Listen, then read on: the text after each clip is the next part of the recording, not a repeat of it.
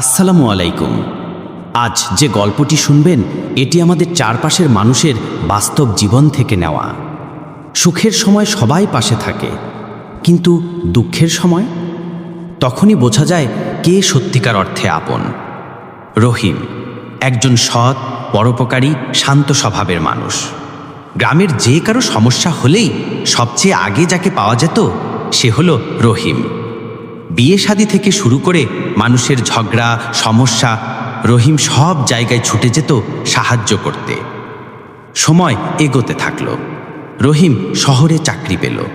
চাকরি ভালো, বেতন ভালো, জীবন সুন্দর, এবং হঠাৎ করে চারপাশে অনেক আপনজন তৈরি হয়ে গেল। কেউ টাকা ধার চাইলে রহিম দিত, কেউ টাকা চাইলে সাহায্য করত।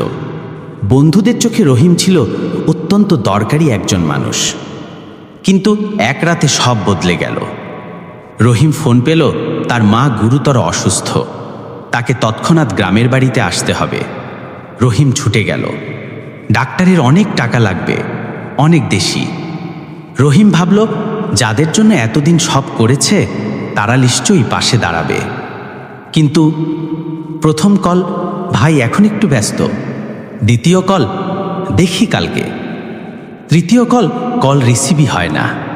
যারা সুখে পাশে ছিল তারা দুঃখে একটি কথাও বলল না। হাসপাতালের বারান্দায় বসে রহিম বুঝল সে আসলে একাই।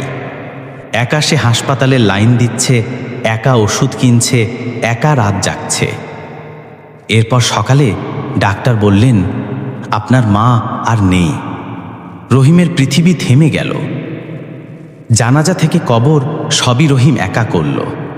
আত্মীয় তো দূরের কথা, বন্ধুদের কেউ পর্যন্ত খবর নিতে আসেনি।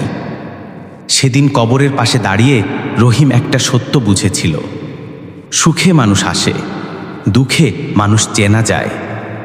এরপর থেকে রহিম কারো কাছ থেকে কিছু আশা করে না, কিন্তু কারো ভালো করা বন্ধও করে না। কারণ সে জানে মানুষ প্রতিদান দেয় না, কিন্তু আল্লাহ প্রতিটি ভালো কাজের হিসাব রাখেন। রহিম এখনও আগের মতোই ভালো মানুষ, তবে এবার সে শিখে গেছে কাকে কতটুকু জায়গায় রাখতে হয়। যারা সুখে পাশে থাকে তারা কিন্তু আপনার আসল মানুষ নয়। দুঃখে পাশে থাকা একটিমাত্র মানুষ, তারাই প্রকৃত আপন। ধন্যবাদ। আল্লাহ হাফেজ।